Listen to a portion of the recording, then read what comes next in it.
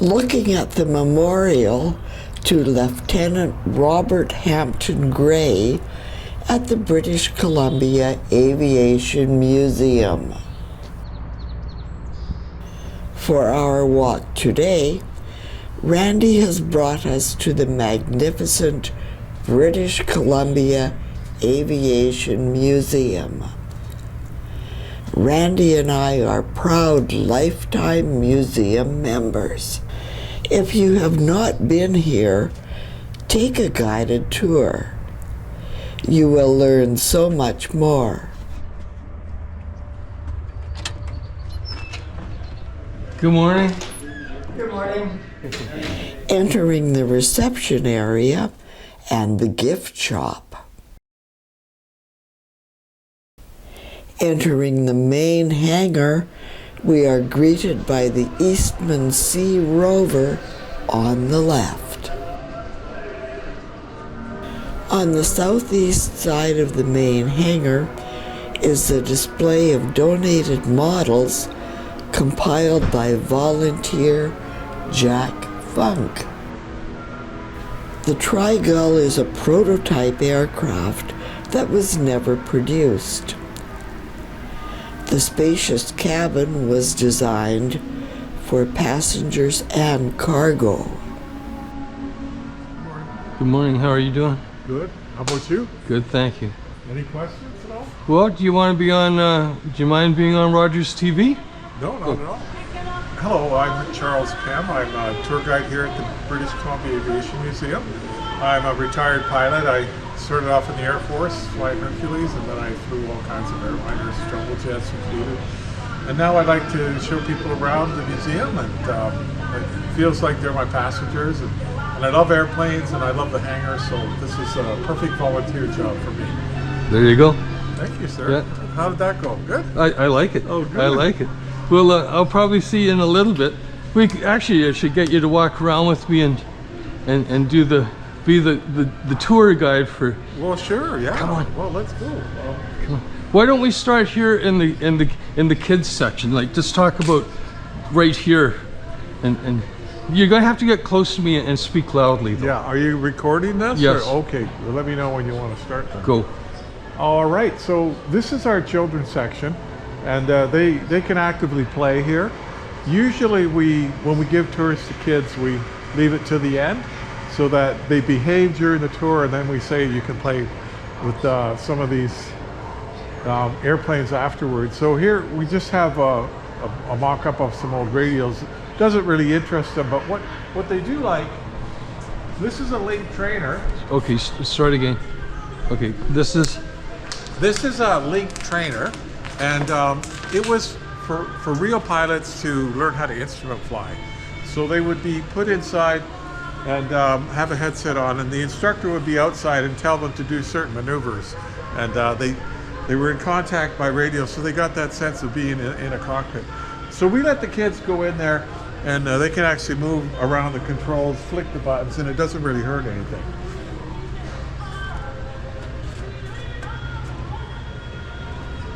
I'm kind of fond of these Link trainers because we have another one on the other side, which I'll show you later, that my very first pilot experience was in a Link trainer, just like the other one. This is the earlier version, and that's the older version. And here. Oh, go. Keep going. Yeah, keep going. Keep in with the kids section. That's a plane they can actually fly.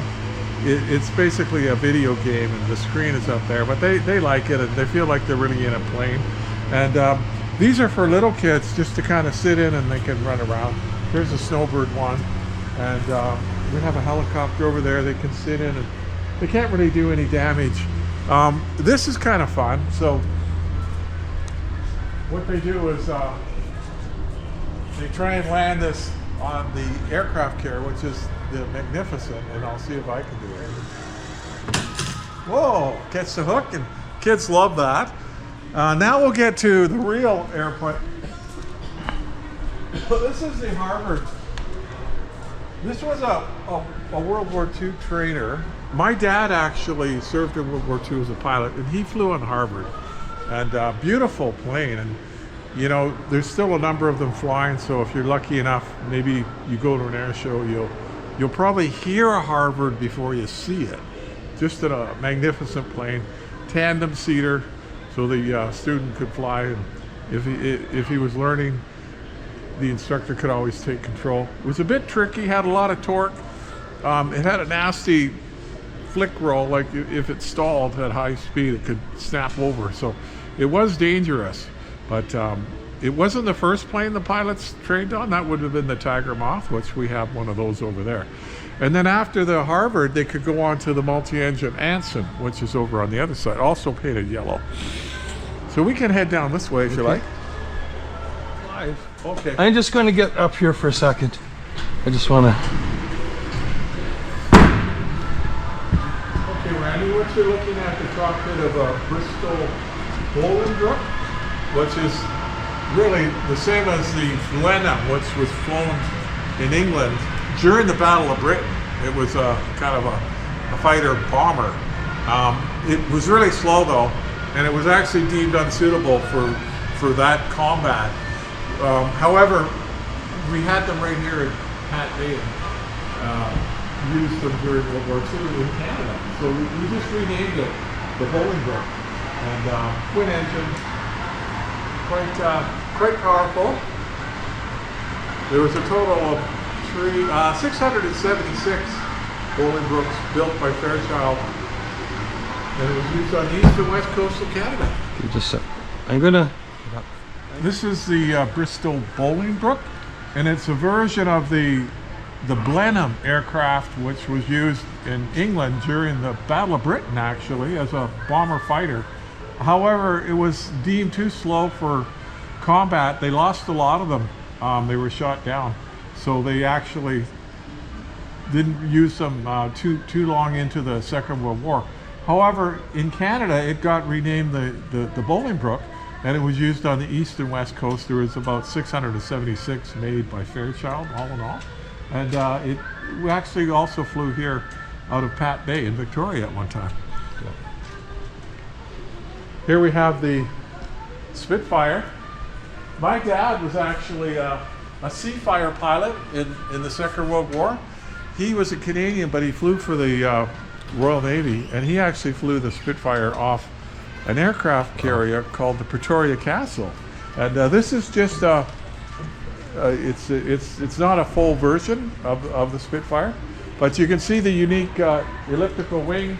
It's a semi-plane elliptical. It's more elliptical on the backside, but very powerful propeller, Merlin engine, lots of machine guns in the wing, and it could actually go at a high altitude, and with its elliptical wing was very maneuverable. So during the Battle of Britain, it was working with the Hurricanes. The Hurricanes were not quite as capable of going as high above 20,000 as the Spitfire. So the Spitfire could go up high, but the Hurricanes would stay down low and kind of attack the bombers, whereas the Spitfires would engage the Messerschmitts 109.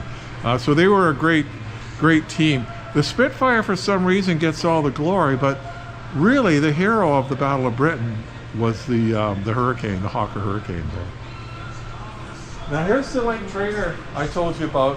With my wife hosting? That's, wow, yeah. So I'm quite fond of this. This was an upgrade to the light blue one that we saw in the children's section. When I very first experienced as an RCAF pilot wannabe when I was 18, I was put through aircrew selection in a Link trainer just like this one. And fortunately I got selected, and the instructor would tell me I was only 18 years old. Turn left, stop, turn right. And I'd have to kind of coordinate with the ailerons and the rudders to keep it level just the way he wanted. I had no idea how I did. After a week though, they told me I passed, and I had a wonderful 42-year career as a pilot. So, but it all started here. Here's the Anson bomber, which we talked about the pilot's progression going from a Tiger Moth to a Harvard, which we saw over there, to the Anson if you were selected as multi-engine. So beautiful twin propellers on this Anson, which I find just gorgeous. And where were we going from? yeah, well, how about we look at this? Okay. So this is an interesting, We did a video on this yeah, one. Gee. powerful float plane, twin engine, biplane, and you can see the pontoon here on the model. Yeah. There's the actual one there. Yeah. So it'll give you an idea of actually how big that plane was. If that's just the little pontoon that goes under the wing, it's the Canadian Vickers Stranar, and it was Montreal built and just an amazing aircraft. So very, very useful for Canada especially, and before they had a lot of runways, they had to land on water, and then eventually airports became available, and it kind of became outdated. But yeah, pretty cool. How about the radios? Oh yeah, sure. So what you're hearing right now is the actual transmission of the Victoria Tower right here. That's the a controller. We're tapped into the controller talking to the aircraft right now. So one thing that's interesting here on this display that kids like is the Morse code. Yep.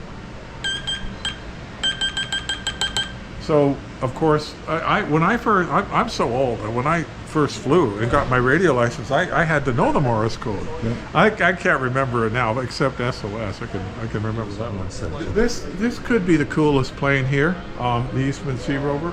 5 of them came from Detroit, from the Eastman family, and they brought them out. There's pictures of that over there, and basically it had a wood frame aluminum covered, and this is an actual original one. This was rebuilt by the museum staff to recreate the actual plane, but it's kind of cool that they have the original bottom section of a Sea Rover. And yeah, radial engine. So radial engine has odd number cylinders. It doesn't work otherwise.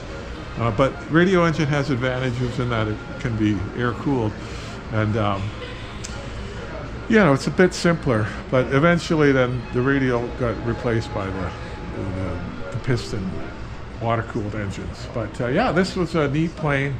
Had a little pontoon when it's on the water. One of the wings would always tip, so this would keep it from catching a wingtip. Here's an actual original wing rib from one of the Sea Rovers. You can see it's actually quite thin, but it did have 2 being a biplane. So that's a really cool one. I also really enjoy this fleet model biplane. I love this airplane. This It's one of my favorites. yeah, this is a gorgeous airplane. Yeah.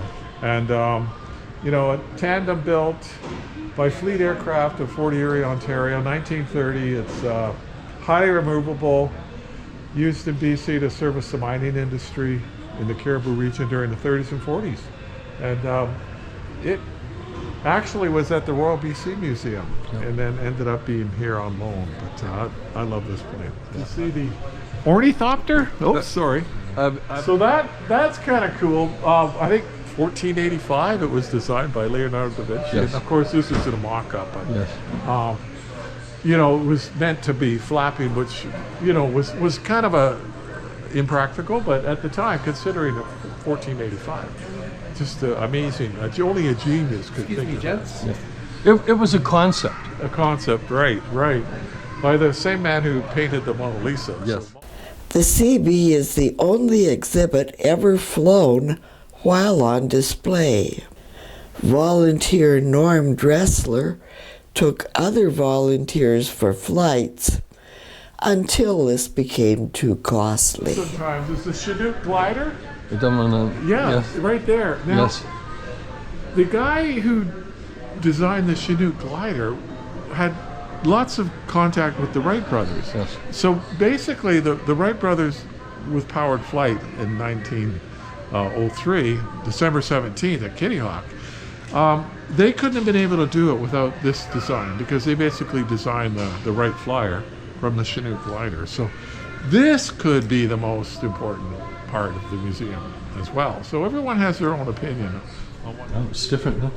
Let's have a look at the ruck. This was actually made by Buzz Burley, who had 31 confirmed kills flying a Spitfire, and he worked primarily out of Malta. And when the war ended, he was deemed unsuitable for a lot of jobs because of his personality, but he had incredible eyesight, and he was also the master of leading the shot. Like when you throw a football, you don't throw it at the guy, you throw it ahead of him where he's going to be. Though Buzz Burley, with his incredible eyesight, could take shots from way further back than what most pilots did. And sometimes they didn't believe he actually made. He's probably got double the kills, actually, of 31. He's probably over 50 for sure, right? Yeah. But you're right, a lot of people did, probably because of his personality. He was shot down several times, actually, and survived. Yes. And then he unfortunately crashed flying a Norseman, of all things. He was going to join the Israeli Air Force, and for some reason, Some people say it was sabotage. that's what they think, but they don't know for sure. So that is really, I think the fact that he actually made that while he was in hospital with his own hands. Yeah. That's an incredible exhibit that we have here. What do you like around here? Well, I did one of my favorite videos that I made is the one of the Hawker Hurricane. And the Queen of Hurricanes. Yes, right. I mean, that's amazing. She had an aeronautical engineering degree. Elizabeth McGill, and Canada had a role in producing I think about 40 of these that went over to help out with the Battle of Britain. And like I said earlier when we talked about the Spitfire, the Hurricane was really the unsung hero of that war. First of all, they had more of them, first of all. Because you could build them faster. Yeah, they were fabric as opposed to the Spitfire had a metal. And they were having trouble with putting the Spitfire together. Yeah, that's correct. And also this could take more battle damage being cloth and still come back home. And then repaired and put back up. Yeah. Right, so really amazing display right here of the Hawker Hurricane.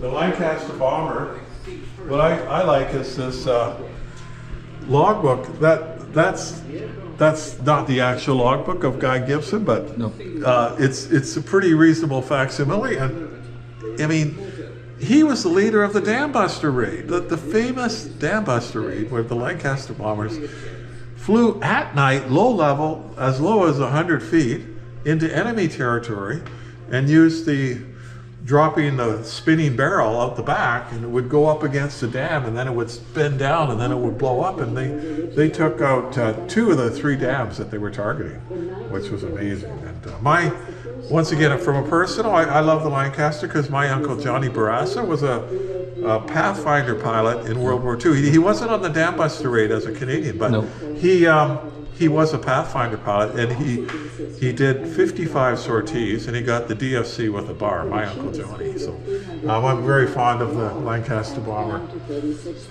Memorial room. Yeah. Say something nice about the memorial room.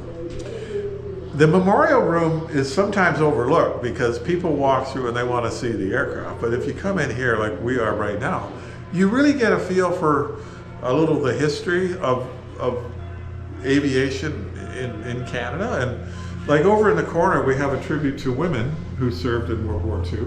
And their role was huge. Like they were ferrying aircraft for us, and they were also helping to administratively and supply and making things. So that's a nice tribute to the women of World War II, because it really was a team effort. And as I mentioned before, you get, like, here's one of the engines. You can actually see up close a cutout of the 6-cylinder on each side, 12 total Merlin engine, which was an Allison engine. And we have a radio engine there that was actually crashed and recovered. So that's a good look with some real history there. And then over here we have a propeller.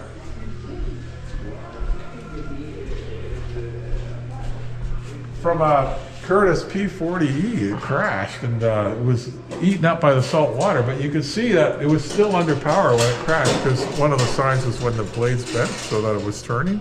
And years later they brought it up. So yeah, I really like the memorial room, and I often come in here and just kind of soak up some of the displays from the artifacts.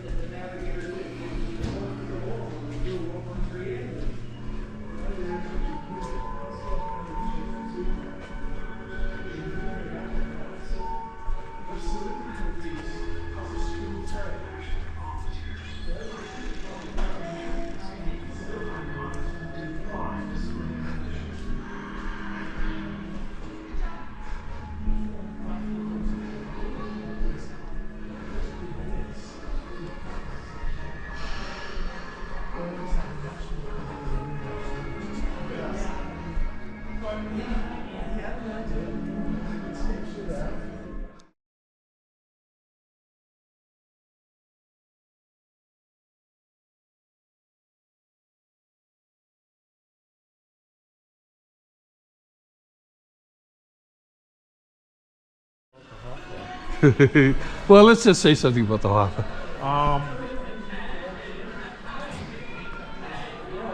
So it's a replica aircraft here at the British Columbia Air Museum, and the job that they did was just amazing.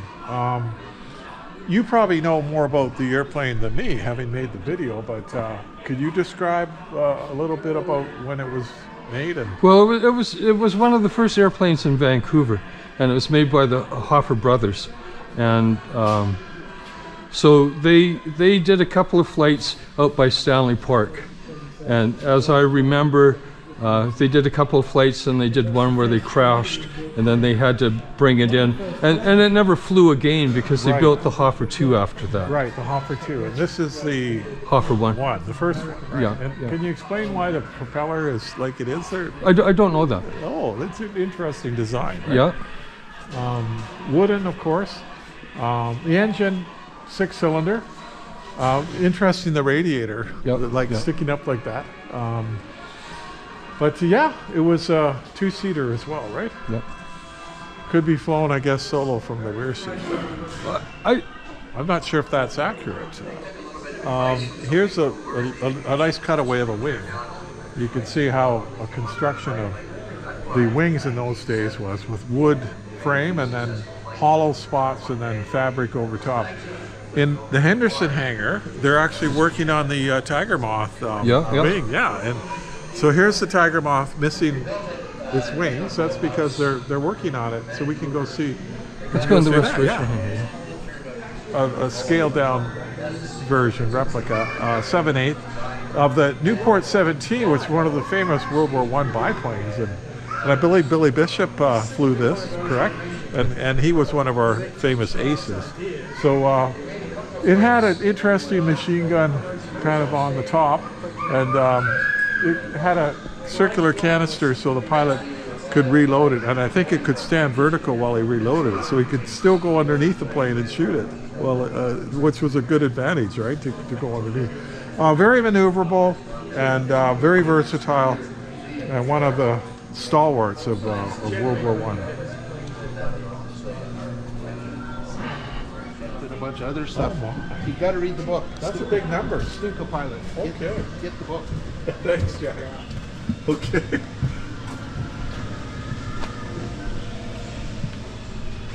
All right. So where do you want to start? Well, we're in the Henderson hangar now, which has a couple of new additions. Let's go right to the Starfighter. We're going to go under the wing of the Vickers Viscount, and right by the wing of the T-33. Here's our beautiful CF-104 Starfighter, which was built in the late 50s, used by Canada in the 60s, 70s, and I think it eventually got retired in the 80s, but it was started off as a high altitude interceptor, but Canada was using it at a low altitude kind of fighter support role. So with that wing, you know, it wasn't as maneuverable. It would take forever to turn. I actually had a ride in one. A friend of mine was a pilot, and I was a Hercules pilot. I took a Hercules to Germany, and he called me up and said, Chuck, get down to Baden-Baden, and they had a duel, and I was fortunate to get a ride in one. It was just amazing. It was really a rocket. It's more of a rocket than a jet. Now over here, behind the wing of the Silver Star, which was a jet trainer based on the American Shooting Star, but we just renamed it to the Silver Star, and single engine student instructor.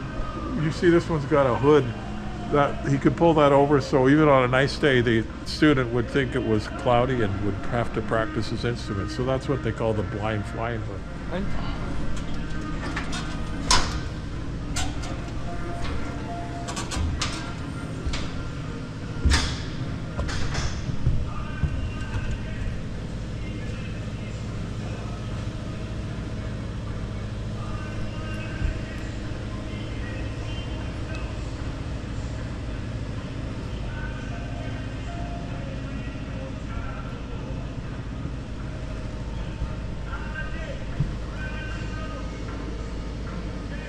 Yeah, so there, we already saw the Tiger Moth, and this is reconstructing one of the two wings, and you can see the detail. These guys are amazing at work on it, and they're going to cover it in fabric and put it back to its yellow color, because everything in the British Commonwealth Air Training Program, the training aircraft were yellow. So the Tiger Moth, we saw the Harvard was yellow, the Anson was yellow, so they're going to make this in the same color.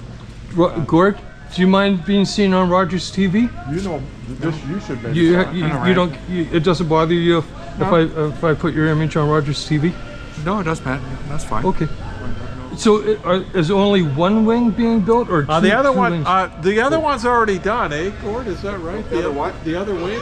Yeah, the other wing is There it is. Yeah. So there's 4 total, right? They're biplane. Yeah, And top to bottom. and you're going to build all 4 of them, or? This is our latest edition. Yes. Yeah. Yes. This just came in a couple weeks ago. The Tudor, just a gorgeous CT-114. Yeah, made in Canada. There was about 187, I think, made. I was a Air Force pilot, so I trained on here in the 1978-79 year. Took 12 months to get your wings. The pilot would fly 200 hours and get his wings on graduation, and then go into the armed forces as a pilot. So I just love this plane. And it was the first Snowbird, right? This exact one, tail 175, was the very first Snowbird. Absolutely correct. Which is kind of cool. Yeah. So are we going to? So it was probably being examined before it got turned loose again, but it was the original Snowbird plane, yes. Well, let's go outside in a bit and do the thing. Because I could take you through the Vickers if you want. I did it. This is our Dakota here. Then, what I understand, this one, the transmission timed up, and they can't find another. Okay, Randy, this is the engine that was on the Martin Mars. The Wright Cyclone, I think it had 2,500 horsepower, yeah. It was radial double stacked. Double stacked meaning 9 and 9, so a total of 18, right? And air cooled. Radial engines are always odd numbered, just because of the physics of it. And yeah, so very powerful engine.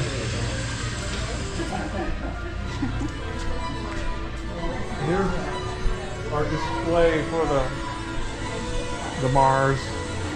This is interesting. This is one of the scoops that was damaged. It's what picks up the water when it skims along the top. It has two. Normally they're retracted, but when they land in the water, they extend them. And it can scoop up 30 tons of water in less than 30 seconds. So basically a ton a second. And which is amazing, because then with all that water, it can then depart to the fire, drop it in 4 seconds, covering 4 acres, go back to the lake, and the turnaround time was amazing, whereas pretty much all the other firefighting aircraft have to go to an airport and they have to be pumped, on ground. This was pretty incredible. And apparently, the United States is thinking of making more Martin Mars. Yeah, that's the latest. So there were 7 made initially. The first one, called the Old Lady, was a prototype, and then they made 6. The one we have here is the Hawaii. It's called the Hawaii, but it's actually the Hawaii 2, because the original Hawaii 1 crashed. So this is the Hawaii 2, and there's only one other Mars left in the world, and it's down in Tucson, Arizona. It's called the Filipino, which I've actually seen, and it's painted in the dark blue U.S. Navy colors, but it's in the desert, so it looks kind of weird because it's painted like a Navy, but it's in the brown bit. But I've seen it down there, and those are, there it is there, and that's the colors it's at in the Pima Museum down in Tucson. We'll head outside.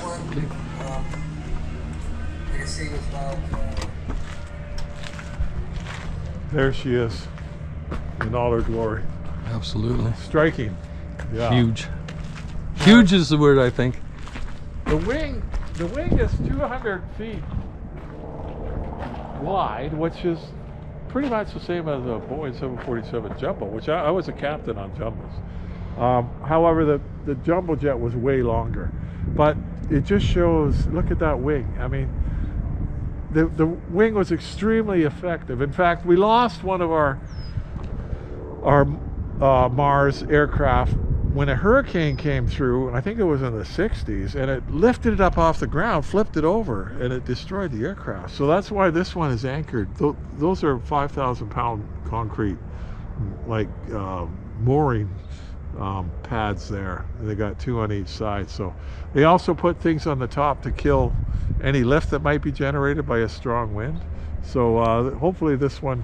Kind of just start here, focusing on the belly, because this is actually a flying boat more than it is an airplane. It's the wheels you see are not meant for takeoffs and landings. It never takes off and lands with wheels.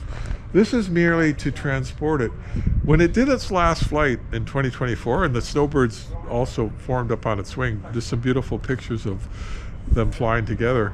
Then it landed on the water, and then it got the wheels installed, 4 on the front and 2 on the back, towed along that little gravel road, and then parked here.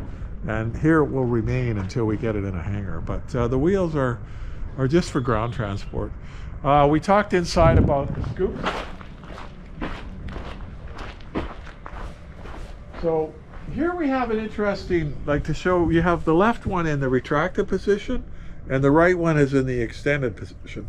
And it's behind that little ledge, so when it's normally on the water, you're not getting any drag. But when they wanted to pick up water, both would come down.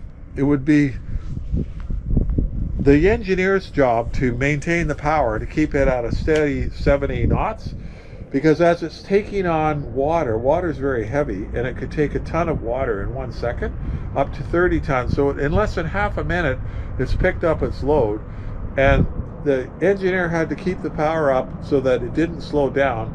And typically they would need a 4 to 5 mile lake in order to do that pickup, because once it got its load of water, then it needed to accelerate the takeoff speed. This door up here is the overflow door. So if it got full of water, water would start shooting out, and then that's how they knew they had enough. That also served as an air for the water tank inside. So if you take a Coke bottle, you turn it upside down, it goes gloop, gloop, gloop. But when they do a drop, they want to drop it all right away. So it needs air like fed into the tank so it can just drop. Like I said earlier, 4 seconds, it can drop 30 tons of water, which is incredible. One other thing I want to point out. Start again, on the tail. Yeah, on the tail, so there's a little door, and it's rectangular vertically. That little door is what one of the 2 engineers, because it had 2 pilots and 2 engineers. The ground engineer, because one was in the cockpit with the pilots, and then one was kind of roaming around the plane, making sure everything was 100%. He could come out there, and you could see the little handholds just above the door. So he would open that door from the inside, then he'd come out, grab the handholds, and he could inspect the tail. I think that's kind of cool. And then he'd go back in, close the door. We're going to see it from the other side. So we'll go in now.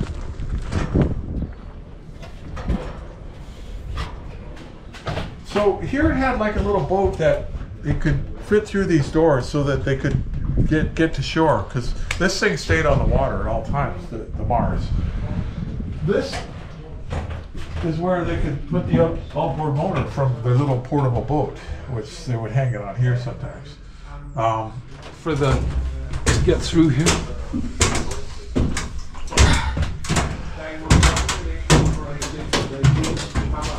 You're good. Okay. So, yeah, the pilots did have to really fly the aeroplane. Okay, we're inside the Mars now. We're on the top level. Remember we talked about the little door in the tail? Yeah. Yeah, so that's how the engineer could access it, and then he could open that door and then go on. Very Turn thin. myself around here. Very thin. People think it's like a submarine, kind of. It reminds them, but it would never go underwater because it's too thin. This plane was not pressurized, and so after World War II, which it was originally designed for, it then served towards the end of World War II, it actually flew from Alameda, California to Honolulu, Hawaii, to bring people back and forth from the Pacific Theater of Operations, right? So it could bring injured soldiers for the U.S. from Hawaii back to California. So they would actually have litters up here on this deck, and then the people would be seated down there that were healthy. The flight took 14 hours from California to Honolulu, and there was only 1 lav. And if they didn't have litters, if it was only like troops, they could hold about 200. So they would have to take turns with that 1 lavatory. Also very noisy, very cold. And they just basically had rudimentary webbed kind of seating. I think it's pretty cool. Okay, down a little more. Yeah, good. You're good. Good. Great. I want you to go right up to this door. Okay. Okay. Watch your head there. That's where the 2 pilots were and the engineer. And the other engineer could access the wings. You can see they're hollow there. That's the right wing. Yeah, right. So what we have here is what kind of like an auxiliary power unit. So when the Mars was sitting on the water, and they would come in and they would do some work on it, and the pilots wanted to go over their checks, and they needed some power. They didn't want to have an engine running, one of the 4 engines. So they would start this one up, and it had enough power to kind of give instruments, the energy they needed. And there's another one over here. So the second engineer, that was his job, was to fire these up when it was sitting on the water, when they wanted some power without having to turn on the engines.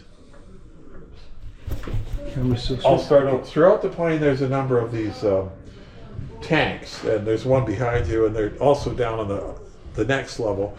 So this was the option to have like some kind of retardant added to the water. So not always needed. Sometimes it would just drop water. But if the fire marshal wanted to have a retardant which suppressed the fire longer, they could, but it was costly. So it had that option. Watch your head here. Okay.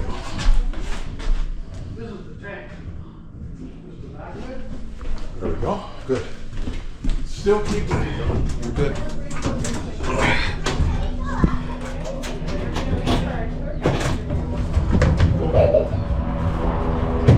There you go. You're good. Let's go. So we're under the wing, and once again, 200 feet wide. It's a huge wing. It's amazing, actually. Very effective. So with all that water, I mean, 4 inches was enough to get it airborne. This is how the wheels were attached, secured to the plane. So when it took off and landed, it was always on water, but when they wanted to bring it for heavy maintenance or whatever, they would attach these wheels and then tow it up on land. So that's how the wheels were attached. And the other thing I want to point out is just that other big cargo door here, way bigger than the ones that we came in on the side right there. Yeah, so this could actually, they could put military equipment in and stuff because it was meant to support the war initially. It became, in the late 50s, runways started being built, and they didn't really need this type of plane. So they became firefighters. They sold 4 of them. The remaining 4 had a hell of a deal. And guys picked them up. It was like next to nothing. And they spent the rest of their life fighting fires. Really, Doc, you don't think you can make it? That's fine. You're good.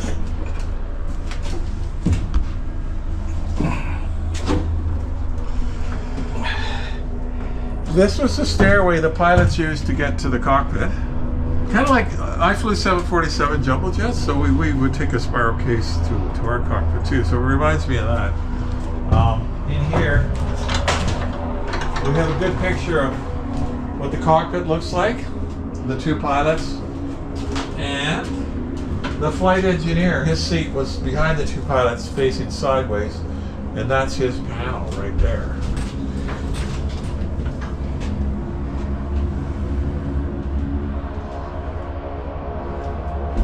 Now if you go up here on the left, you'll see something not many planes have. It's an anchor. When they were out on the water and they're stopped, they would drop the anchor, and just like a boat. So here we're in the midsection. So before it became a firefighter, troops would have been seated here. Then they converted it. They took a fuel tank out and they replaced it with a water tank in the middle. The other Philippine Mars down in Pima, Arizona, its tanks are on the side. So this makes this one kind of unique. There's some more of that retardant, which was an option. It could be used, but not mandatory. They could just drop the water. We're gonna go back. I wanted your viewers to see the water tank. Okay, so if you go up close there, you can see these yellow-green kind of chutes. So the water would come in out of those scoops that we looked at underneath and shoot forward and fill up this tank. And then with a series of valves, they could add retardant. It would mix right in the tank. And then there's an air vent we showed you outside that allows, when it came time to dump, they would open. There was a total of 11 doors on each side, 22 doors in all, would drop 30 tons of water in 4 seconds. And that was very tricky flying. The pilots are highly skilled because they're in a fire area, lots of smoke, poor visibility, it's turbulent, it's hot air, it's not as dense as cold air, and often it would be in mountainous terrain. And they would drop their water and then they had to pull away. But of course they're a lot lighter now, so they can climb better. So really experienced air crew to be in that environment. And after they drop their water, go back to the lake and do it all over again. and they could drop a lot of water and really help fight fires. Much better than today when the planes are not this big and they have to pick up the water from the land. So really a cool concept.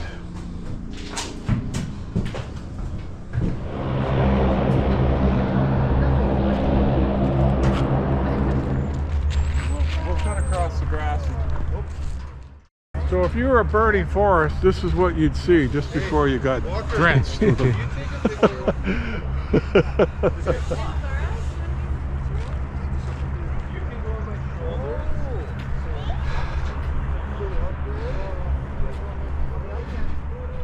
There's that huge wing.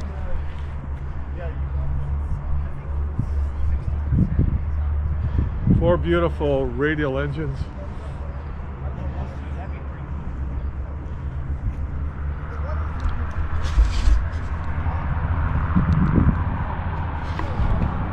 So 30 tons, that's about almost 70,000 pounds of water. Dropped in 4 seconds from about 150, 200 feet. That's going to be a very effective way to put out a fire.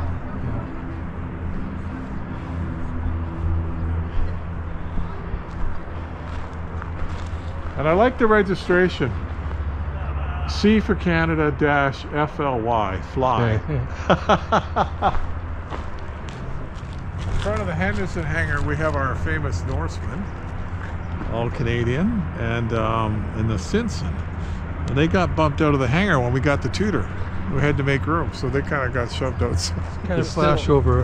The Convair, another firefighter, converted. Originally was like a airliner, and then it got from piston engine, the turboprop conversion, and it got converted to a firefighter used by Conair out of Abbotsford. So it's a Convair, which flew for Conair, and so it was very effective. It served for a long time, and wasn't that long ago it was retired, and they donated it. Conair donated it to the British Columbia Aviation Museum, just like we got the Mars Martin from Coulson Aviation. Yeah. I think this is one of the coolest planes. The Douglas A-26 Invader was the only aircraft we have in the museum that actually flew in 3 wars: World War II, Korean War, and the Vietnam War. So wow, look at that power. Kind of looks like the Mosquito fighter, but yeah. The propellers are going right close to the fuselage.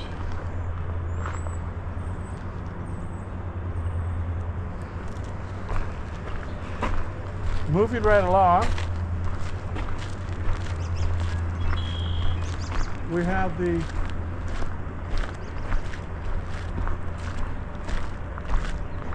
Grumman Tracker with the folded wings, because it originally was designed for the Canadian aircraft carrier, the Bonaventure, and then when the Bonaventure was decommissioned in 1970, it became a land-based, but it actually served as a firefighter for a while too. But the mechanics of the folding wing, and when the wings would come down and to make it strong enough to fly, it just amazed me. Its major role was anti-submarine warfare, like tracking anti-submarines and trying to locate them, enemy submarines. So it had like a magnetic device to try and pick up the sounds of a submarine by flying low over the water.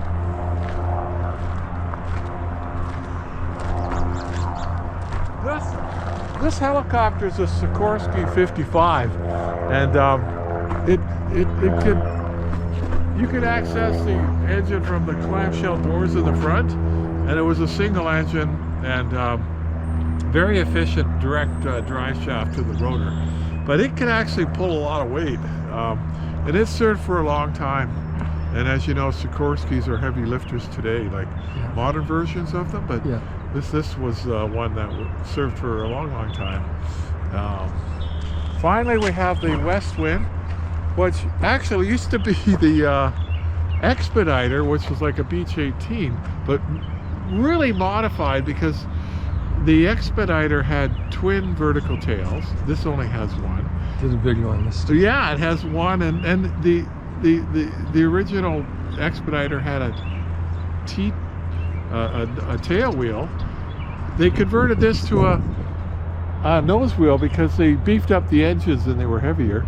And this particular plane was flown by a famous British Columbia politician, Phil Ghilardi, and he would fly it. He was like he was one of the ministers, and he kind of used it as his personal airplane, even though he was on government kind of business. But they said that it was this is the exact one that Phil Ghilardi flew in. He was the Minister of Highways, but they said they used one of the snow clearing budgets one winter when it wasn't much snow. With that money, they modified this airplane from a Beech 18 or Expediter to what they then referred to as the Aero West Wing number 4. You really. Pretty much it there, right? Oh, right. Thank you very much. My pleasure.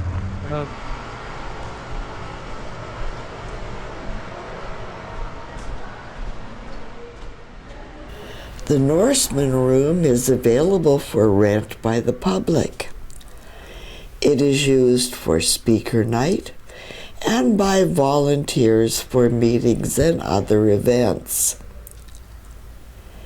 It is called the Norseman Room because that is where the museum's Norseman was restored.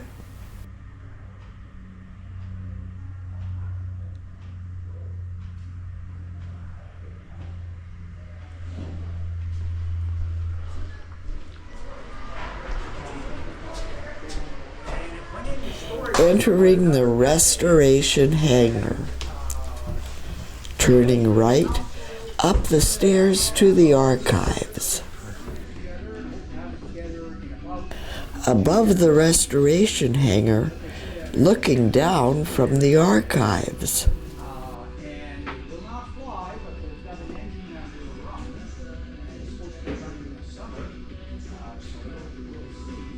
I'm Rosemary, Collections and Exhibits Manager, and this is our artifact storage.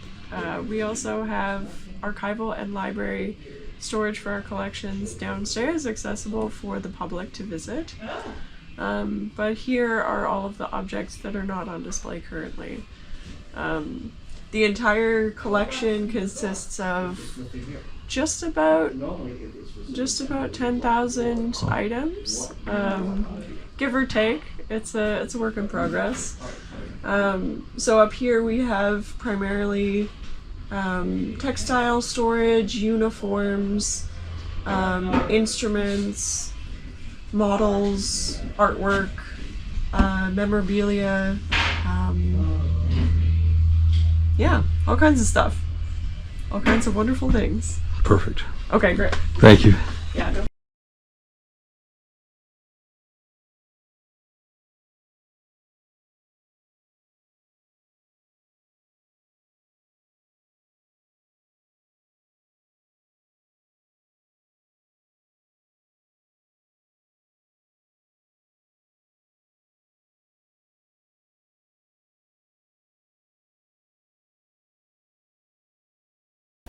Returning to the restoration hangar.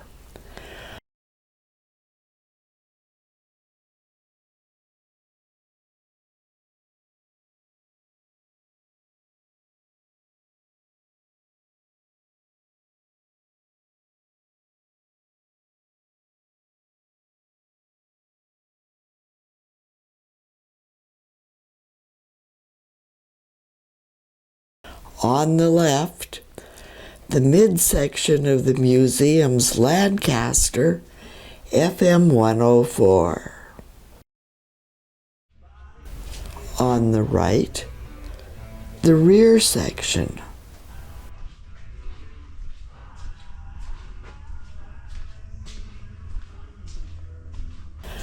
One of the Lancaster's Merlin engines.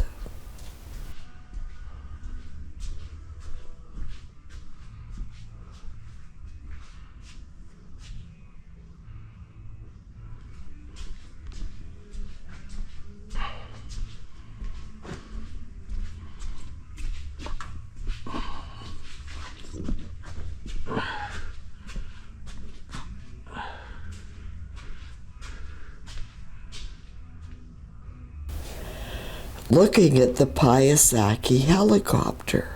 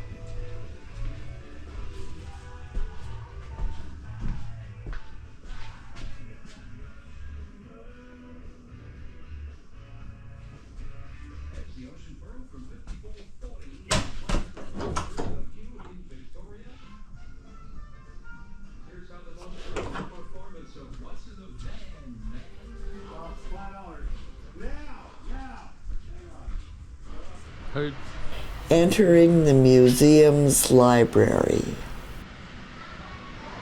My name is Jeff Hallett. I've been a volunteer here for the last 10 years, which doesn't seem as long as that, but the time goes by pretty quickly when you're having fun.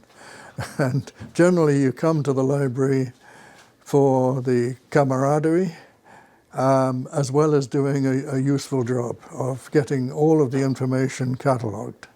The information is available to paid-up members and people with annual pass holders. So you can borrow the books, or the videos, or the magazines. Okay, you are in the library of the BC Air Museum, and this library collects all the information that we can get on aviation in BC and Canada, and some parts of the world where it is interesting and relevant to BC. We have collections of books, about 7,000, 8,000 books, all catalogued and on a database that can be searched.